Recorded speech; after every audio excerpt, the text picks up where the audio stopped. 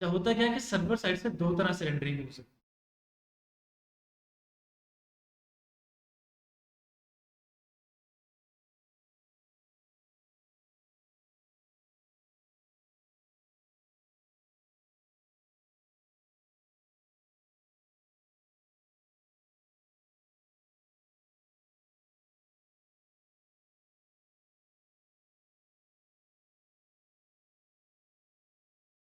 Server side से दो तरह से रेंडरिंग कैसे होती है कि एक होती है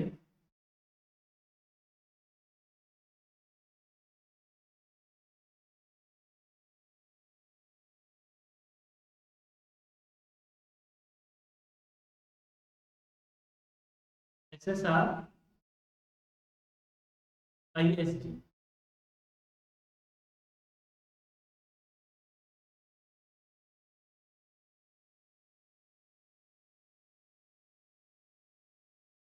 SSR का मतलब है कि सर्वर साइड रेंडरिंग और ISD का मतलब है कि इंक्रीमेंटल स्टैटिक साइड जनरेशन, या जिसे स्टैटिक साइड जनरेशन भी बोल देते हैं। सॉरी, ISR नहीं, ISG नहीं, SSG स्टैटिक साइड जनरेशन।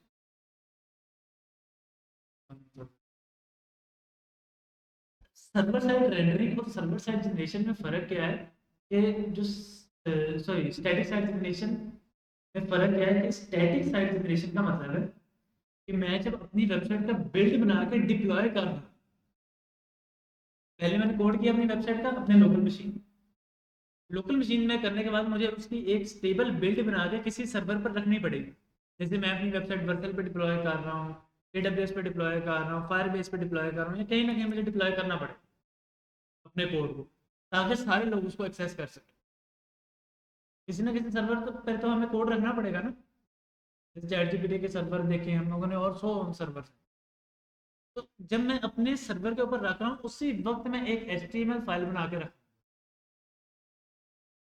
मेरा होम पेज की एक HTML फाइल बनेगी जो कि स्टैटिक होगी, उसमें कोई चेंजेस नहीं हो रहे, वही मैं उठाऊंगा और अपने सर्वर पे रखूँ। कि बिल्ड टाइम पर मेरी एक HTML की फाइल बनी और वही मुझे सर्व। अब जब मैं जाता हूँ अपनी वेबसाइट पे, फॉर एग्जांपल abureira.com पर मैं जाता हूँ, तो जो मुझे रिस्पॉन्स मिलेगा abureira.com पर, वो मुझे वो HTML फाइल मिलेगी जो मैंने बिल्ड टाइम बना के रखी थी अपने साथ। लेकिन इस SSR में क्या होता है कि हमें रियल टाइम पे मिलती है। जैसे ही मैंने रिक्वेस्ट की, API कॉल हिट होगी, जेसन आएगी सर्वर टू सर्वर, उस सर्वर की जेसन से HTML बनेगी सर्वर पर, और फिर हमें server return HTML file return, request पर ही HTML जनरेट हो, वो बना के रख दी है। अब SSD में ये है कि फॉर एग्जांपल मैं एक बोर्ड की वेबसाइट का ही डाटा गेट कर रहा हूँ। बोर्ड पे मैं कहता हूँ कि भाई मैंने अपना रिजल्ट चेक कर, अब वहाँ पर दो तरीके से डाटा गेट हो सकता है according to this technique, SSG या SSR।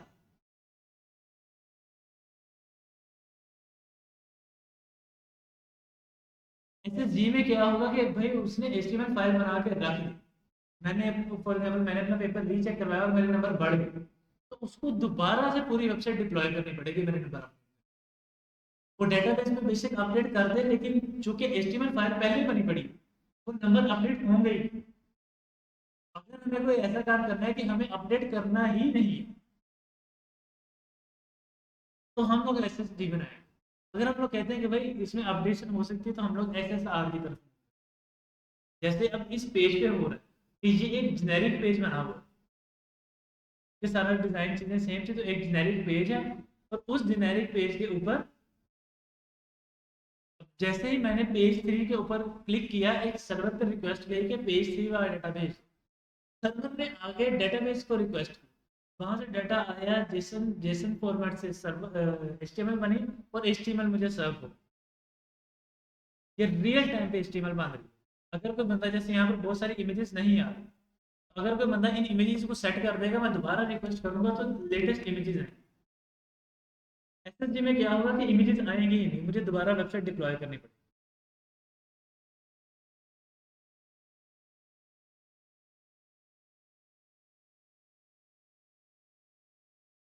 बिल्कुल बिल्कुल। बिल्कुल।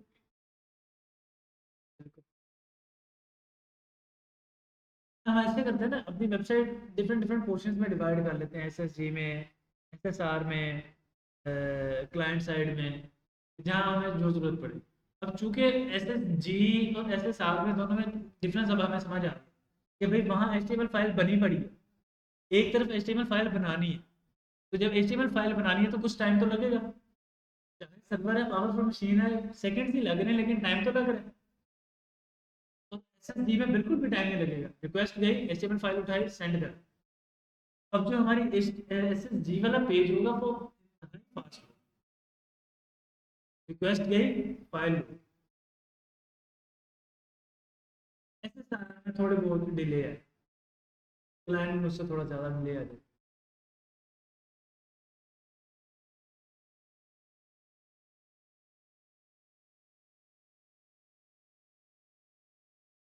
ऑर्डर के हिसाब से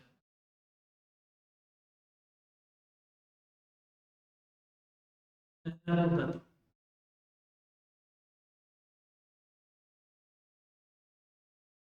दोबारा दोबारा, अगर 5 प्रोडक्ट्स,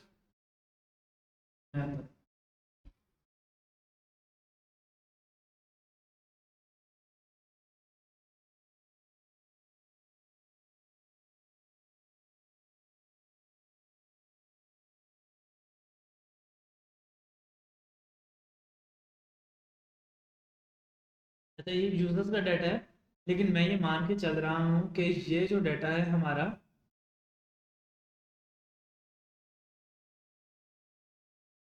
ये हमारा यूजर्स का नहीं है, बल्कि प्रोडक्ट्स का। अब इन प्रोडक्ट्स को गौर से देखें तो यहाँ पर नंबर 1 आईडी है ही नहीं। डेटाबेस में क्या होता है कि एक सीरियल की हम उसको अलाउ करते हैं कि भाई हर किसी को यूनिक आईडी देनी है और सीरियल वाइज देनी है, 1 2 3 एंड सो, प्राइमरी के लिए जिसको हम बोलते हैं। तो वो एक दफ़ा जो असाइन हो गई होगी, वो दोबारा कभी असाइन नहीं हो सकती, हालांकि अगर वो नंबर डिलीट भी होगी। अब मैं क्या करूँगा, सोर्ट कर दूंगा इस आईडी की बेस पर, फिर चाहे उसमें वो नंबर है नहीं है, तो कोई मतलब नहीं, सोर्ट सोर्ट कर दूंगा।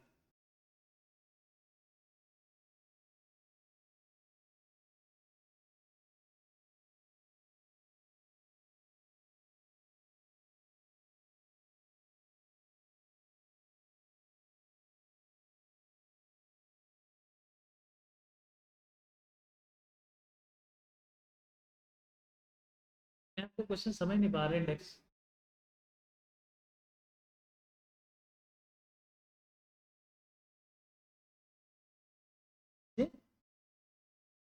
पीछे इमेजेस नहीं है बैकग्राउंड पे, इसीलिए नहीं हुआ।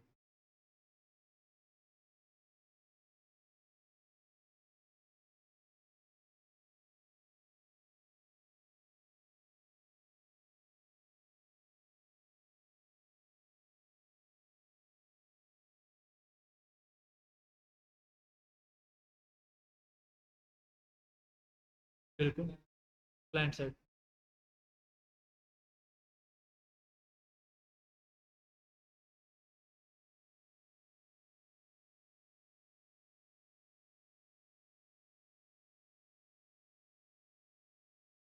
इंडेक्स,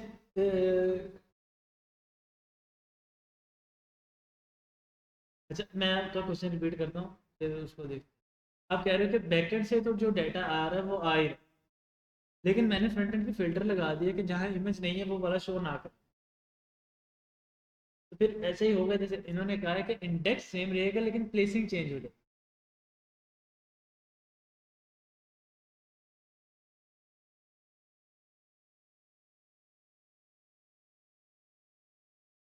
फिर तो नहीं, फिर इंडेक्स चेंज हो जाए। अब ये कह रहे हैं कि एरे में 5 एलिमेंट थे, तीसरा एलिमेंट मैंने डिलीट कर दिया। अब अगले वाले जो 5 एलिमेंट थे, जो फोर्थ है या थर्ड है, उनका इंडेक्स चेंज हो जाएगा ना। अच्छा, उसमें ये आईडी चेंज नहीं होगी, ये उसकी आईडी है, स्पेसिफिक आईडी है, यूजर आईडी। जैसे हमारा एक यूनिक सीएनआईसी नंबर है, इसी तरह हम लोग एक यूनिक आईडी रखते हैं जिसकी बेस पे हम लोग प्रोडक्ट को, चीज़ों को फाइंड करते हैं।